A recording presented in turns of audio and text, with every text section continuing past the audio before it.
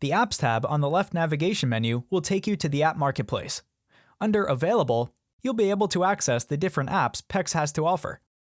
In order to use an app, you must select Install and launch it. Once installed, it will appear under your installed apps. Once launched, you can start the configuration process. One of the most popular apps is QuickBooks Online. Once configured, this will allow you to choose a date range to sync card transactions, bank transfers, fees, and receipt images automatically to specific accounts.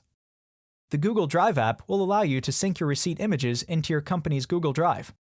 As you configure it, you can choose a date range and your app will run automatically hourly if selected. PEX also has a downloadable mobile app from the App Store and Google Play Store. You can log into your app to fund your PEX cards, tag transactions, and manage your cardholders. There are many other apps available for you. We are also always looking for new apps to build. You can suggest one by going to the Suggest a New App tile and filling out the Google form.